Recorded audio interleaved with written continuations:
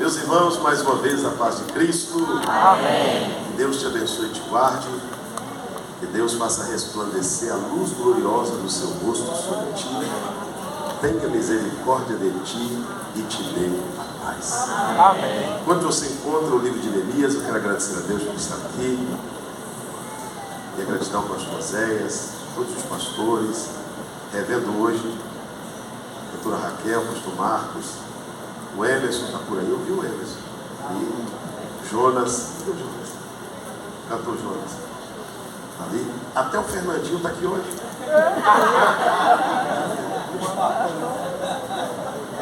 Glória a Deus. Tecladista vai me ajudar ali. Como é que é teu nome, meu irmão? Lucas. Douglas. Neemias capítulo 2. Neemias capítulo de número 2, versículo de número 9, 10 e 11.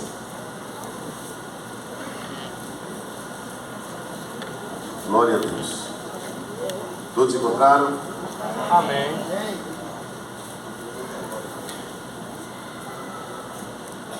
Pega esse celular que vai ficar aqui agora.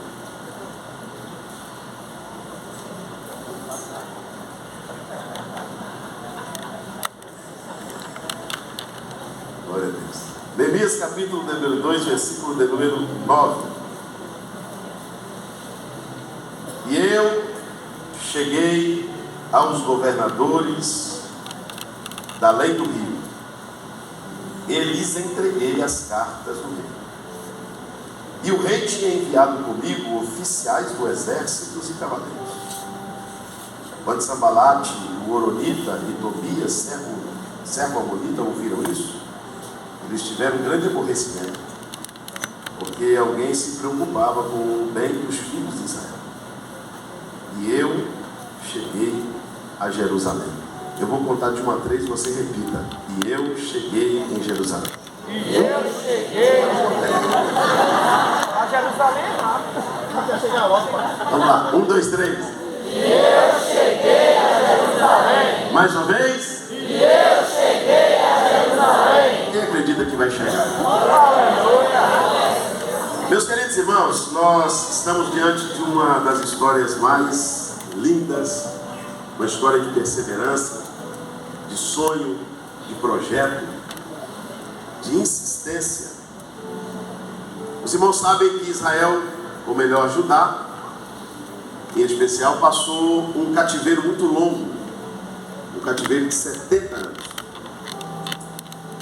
Deus havia feito uma promessa que Israel voltaria do cativeiro após os 70 anos, porque Nabucodonosor havia invadido Jerusalém 3 vezes, e na última invasão ele destruiu a cidade, rompeu os muros, queimou as portas, destruiu o templo, levou toda a riqueza, toda a nobreza, a ponto da cidade ficar em ruínas e o povo na miséria.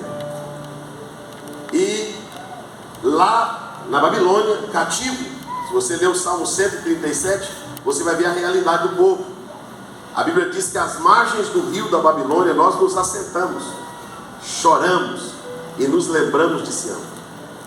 Nos salgueiros que lá havia, nós dependuramos as nossas harpas, porque aquele que nos levou cativo nos pedia uma canção de Sião. Mas como cantar uma canção de Sião em uma terra estranha? O povo de Jerusalém, até os que nasceram no cativeiro, a maior expectativa, o maior sonho, a maior esperança era um dia retornar a Jerusalém, reedificar a cidade e reerguer também o templo. Isto também aconteceu em 3 vezes, através de Neemias, Esdras e Zorobabel. Mas certo é que este Neemias, o personagem de qual nós estamos falando, ele tinha um cargo muito importante em Babilônia. Ele estava na fortaleza de Suzã e ele era copeiro do rei. Neemias era Copeiro do rei. Irmãos, esta função, copeiro do rei, não era apenas uma pessoa como hoje. A minha sogra, ela aposentou como copeira. É a pessoa que trabalha na copa, literalmente mesmo. É a pessoa que cuida ali de algumas coisas, serve um café. Esse copeiro do rei aqui não, ele tinha uma responsabilidade absurda. Naquela época se matava muita gente envenenada. Então o copeiro, tudo que ele ia entregar ao rei, seja de comer ou de beber, provava primeiro? Não, quem provava primeiro era o copeiro, porque se tivesse envenenado ele morria, não morria com ele. Então o copeiro, quando levava para o rei já tomava tranquilo, ou comia tranquilo, porque sabia que não estava envenenado. E o copeiro, meu amigo Cristo, ele tinha que conhecer o paladar do rei. Ele nunca poderia levar para o rei aquilo que o rei não gostava. Ser copeiro do rei era uma responsabilidade muito grande. E Neemias era copeiro do rei. Um dia, Neemias estava, pastor Oséias, em Suzã, quando ele recebeu a visita de um irmão de Jerusalém. O irmão de Jerusalém vem até Babilônia, porque havia pessoas que ficaram lá desde a época que a cidade foi destruída. Quando ele vem, Neemias imediatamente procura esse irmão. Ele se chamava Anani. E Neemias pergunta: Anani, me diga como está a nossa cidade, a cidade dos nossos pais. Como está Sião? Como está Jerusalém? O Anani disse: olha, Neemias, o quadro é extremamente triste. As portas continuam queimadas, os muros continuam fendidos. O povo está na miséria. O templo ainda está caído. E a Bíblia diz que Neemias muito se entristeceu. Depois você pode ler com o tempo isso em casa. Neemias ficou profundamente triste. Neemias ficou profundamente triste. Olha o que ele fez. Quando ele recebeu a notícia, a Bíblia diz que ele continuou. Na minha tradução diz que ele continuou a jejuar e orar. O que ele continuou a fazer? Jejuar e orar. Vou colocar uma vírgula para te fazer uma pergunta. Quando você recebe uma notícia ruim, que tudo está mal, que tudo está do mesmo jeito, que nada mudou, que tem miséria, que tem ruína, que tem porta queimada, que tem gente problemática, o que essa notícia ruim causa em você? Ela te desanima? Ela te deprime? Ela joga você na cama? Ou ela motiva você a orar e jejuar? Neemias recebeu uma notícia profundamente terrível, que deixou ele profundamente triste, e ele foi usar as armas espirituais do jejum e da oração, porque jejum e oração funcionava e ainda funciona. Quem acredita nisso? Esse negócio de receber notícia ruim e agir como um deprimido, só entristecer não adianta. É proibido se entristecer? Não, isso é gente. Pastor Alil, Neemias se entristeceu, mas mesmo triste, ele foi para o jejum e para a oração. Eu vou agir, eu vou orar, eu vou jejuar.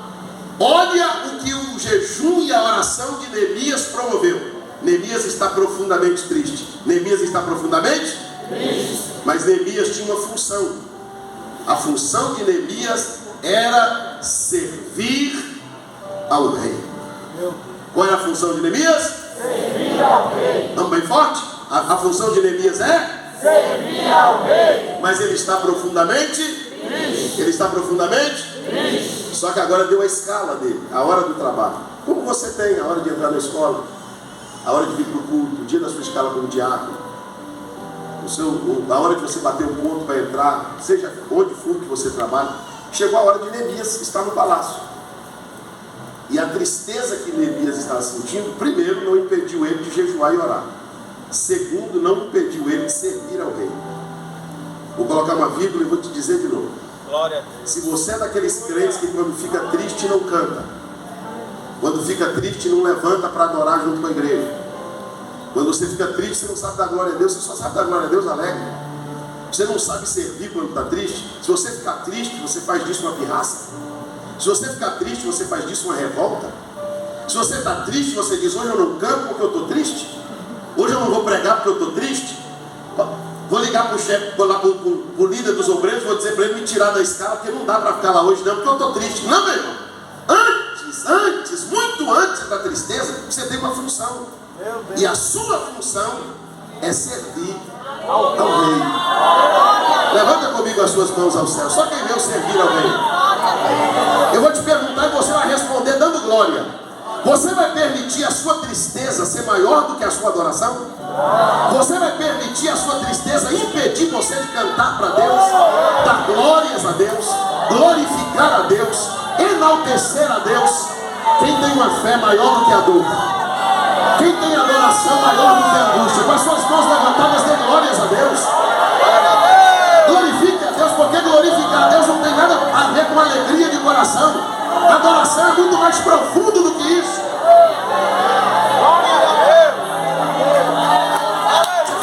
para servir ao rei.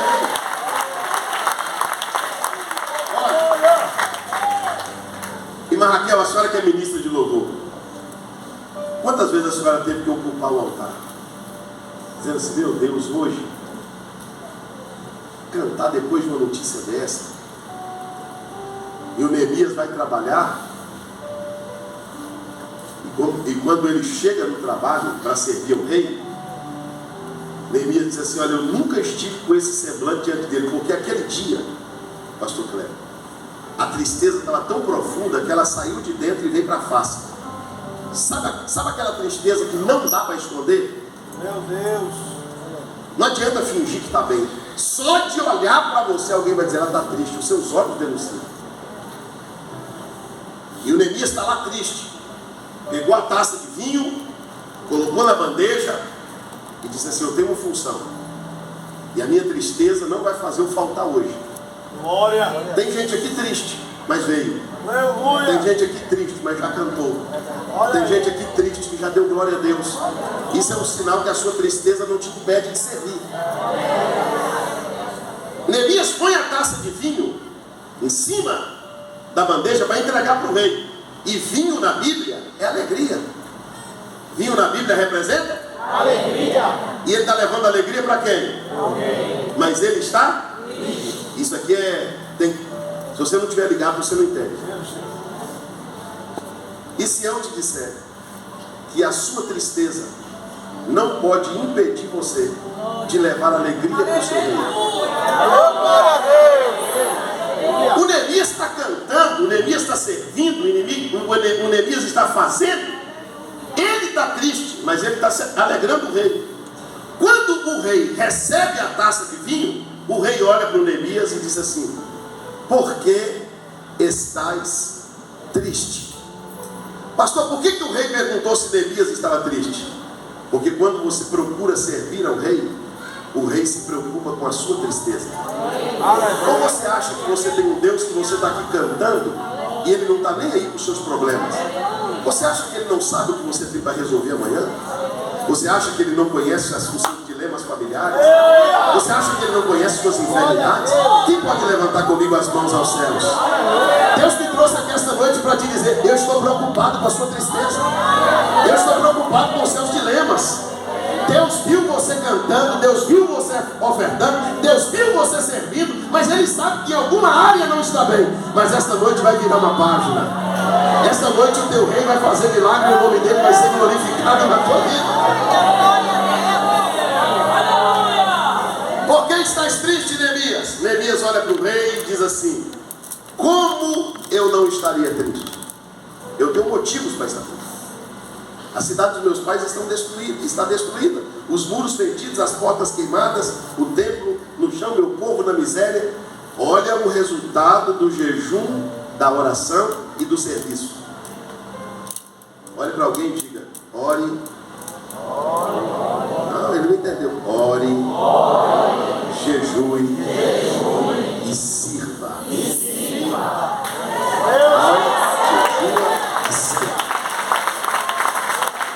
Olha o resultado do jejum, da oração e do serviço. Por que tu estás triste? Eu estou triste por esses motivos que eu acabei de dizer ao meu rei. O rei olha para Neemias e diz, e o que eu posso fazer? Aleluia! Para mudar isso. Tem alguma coisa que eu possa fazer para esse quadro mudar? Porque o sonho de Neemias era chegar em Jerusalém. Qual era o sonho de Neemias? Só que eu vou te explicar por que ele não ia. Porque ele era cativo. Ele trabalhava na fortaleza de Suzã, mas ele era cativo de Judá. Então, como cativo, pastor Marcos, ele tinha sonhos, projetos, mas ele era totalmente limitado.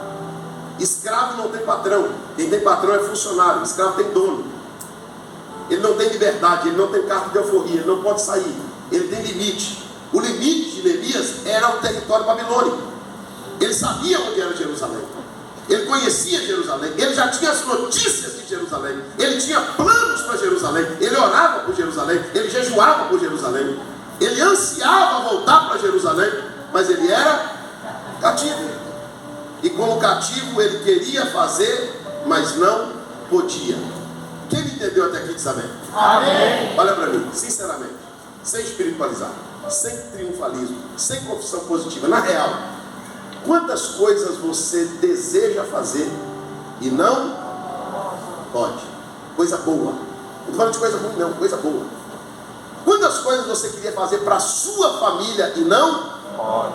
Quantas coisas você queria fazer para a igreja e não pode? Quantas coisas você queria fazer pelo Pernambuco e não pode?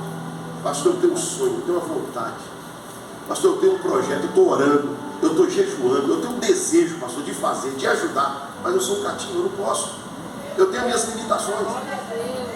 Eu queria fazer, quem me conhece sabe, eu tenho um sonho, eu tenho um desejo de fazer. Eu sonho em fazer, mas eu não posso fazer. Mas por que você não pode fazer, Neemias? Porque lá no rio, além do rio, tem uma fronteira. E os governadores estão lá. Ninguém passa sem passaporte. Ninguém passa sem documento. Ninguém passa sem uma carta assinada pelo rei. Lá é a barreira, lá é a fronteira. Qualquer pessoa que tentar sair da Babilônia, quando chegar além do rio, os governadores vão dizer: ô cativo, ô limitado, ô escravo, você está indo para onde? Ah, eu estou indo para Jerusalém. Por ordem de quem? Quem deixou você ir? Você tem visto para passar aqui? Quem te autorizou a passar aqui? E a pessoa voltaria frustrada. Ele está indo para o lugar certo, mas ele não pode ir. Ele quer fazer a coisa certa, mas não pode fazer. Neemias, quando estava diante do rei, que o rei disse: o que eu posso fazer para te ajudar? O Neemias respirou fundo, recebeu uma orientação de Deus, porque a Bíblia diz que ele orou ao Deus do céu. E quando ele recebe a orientação, pastor Cristo, ele diz assim: eu quero cartas. Você pode repetir isso? Eu quero cartas. Bem forte. Eu quero cartas. Primeira carta. Eu quero uma carta para os governadores. Eu quero uma carta para a fronteira. Por quê? Porque eu preciso chegar em Jerusalém, mas não tenho visto. Eu preciso chegar em Jerusalém, mas eles vão me barrar na hora de passar. Você queria entrar lá, mas não tem permissão. Você queria ter feito algumas coisas, mas você é limitado, você não consegue fazer. E se eu te disser que nesta noite o jejum, a oração e o serviço fez efeito? Pastor, o que Deus vai fazer esta noite? O que o rei vai fazer esta noite? O rei vai te dar uma carta, vai carimbar teu passaporte, vai te dar um visto para a fronteira não te segurar. Levanta as duas mãos abertas aos céus assim. Eu tenho uma mensagem de Deus para lhe entregar. Você vai entrar onde você não entrava. Você vai ter acesso a lugares que você não tinha acesso. Deixa eu liberar uma palavra sobre a tua vida, uma palavra de profecia. Sem Deus, sem a carta, sem o visto, ficaria só no sonho, ficaria só no projeto, ficaria só no desejo, ficaria só na vontade. Mas com a carta do teu rei na mão, os governadores, se não respeitar a tua assinatura, a do rei eles respeitam. Se não respeitarem o teu nome, o nome do rei eles respeitam. E Deus trouxe alguém aqui esta noite para escutar isso. Você vai entrar lá. Você vai passar por aquela porta. As fronteiras não vão te segurar. Deus está te dando uma carta de passagem. Deus está te dando uma carta de liberação. Você acredita nisso? Diga pelo menos para um irmão assim: receba uma carta do teu rei hoje. Receba uma carta para passar o rio. Receba uma carta para atravessar a fronteira.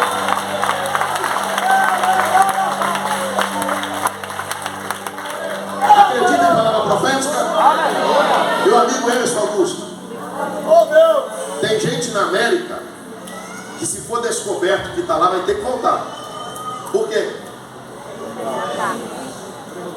Porque entrou de forma ilegal, clandestina. Oh, meu Deus.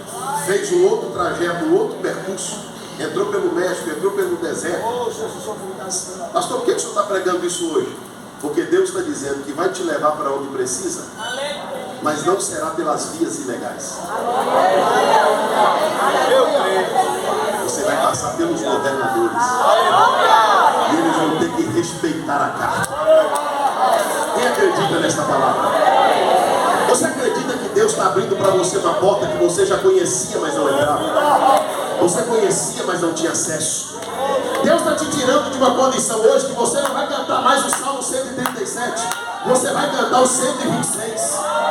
Quando Deus nos tirou do cativeiro, nós ficamos como quem sonha. A nossa boca se encheu de riso e os nossos lábios de cânticos, a ponto de se dizer entre as nações: grandes coisas fez o Senhor por eles. Verdadeiramente grandes coisas fez o Senhor por nós, e por isso nós estamos alegres. Dê glórias a Deus, porque você vai passar.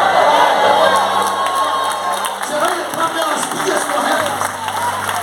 Você vai chegar onde precisa pelas formas legais. Porque não adianta chegar pelas vias ilegais. Os irmãos lembram? O Espírito Santo levou Jesus para o deserto. Para onde? O diabo levou Jesus para a montanha. Quem levou Jesus para a montanha? O diabo. Diga para alguém assim: não é onde você chega, é quem te leva. Pastor, me dá um exemplo. Vou te dar. Se você chegar para mim e dizer: pastor, eu sou milionário, o maior triunfo não é ser milionário, é quem te deu os milhões. Se você pode dizer: foi Deus, parabéns. Pastor, estou famoso, parabéns. Quem te deu fama? Pastor, cresci na vida. Quem te fez crescer? Você chegou onde está com a ajuda de quem? Deus te ajudou a chegar na montanha? Foi Deus, pastor. Glória a Deus. Então o seu currículo é limpo, a sua bênção é honesta. Você chegou onde chegou de forma legal, de forma... Porque não é onde você chega, é quem te leva. Neemias agora está com a carta na mão para passar a fronteira. Só que Neemias precisava reconstruir um muro em volta de uma cidade. Irmãos, fazer um muro em volta de uma casa já é difícil. Você imagina fazer um muro em volta de Recife. O Neemias tinha um projeto. O que Neemias tinha? Um projeto.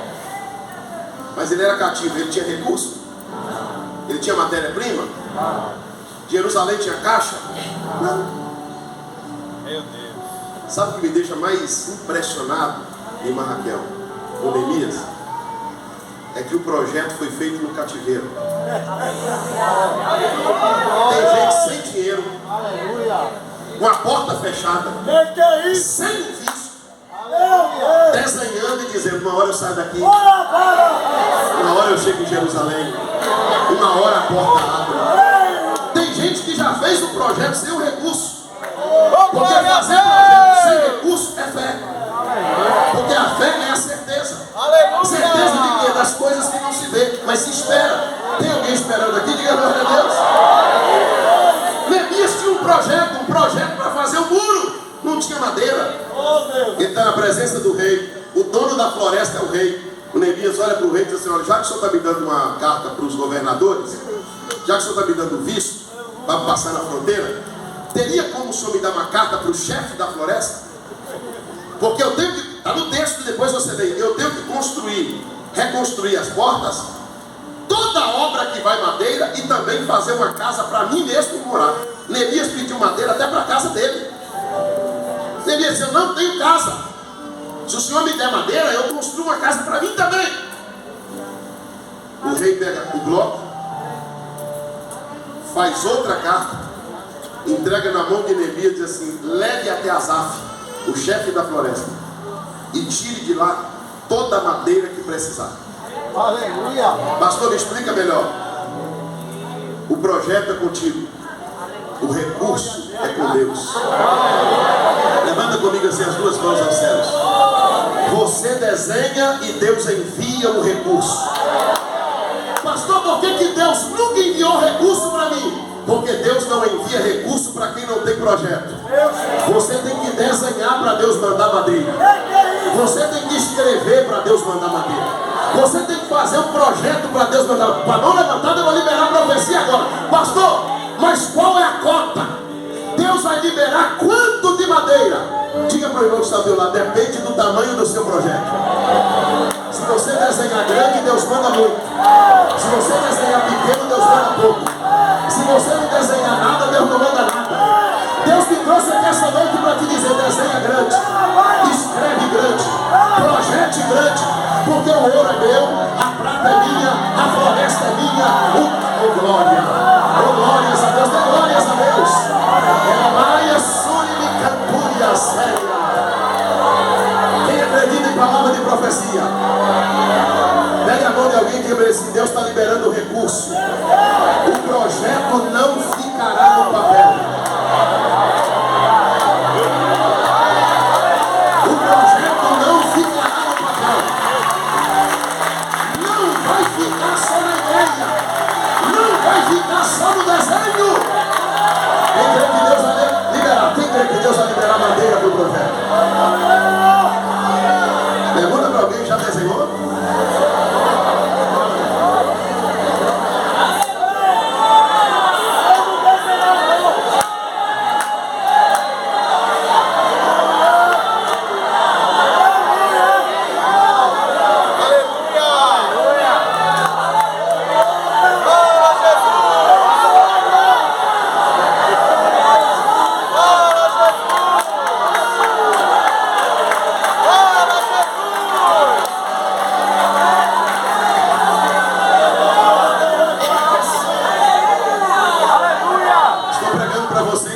A graça de Deus.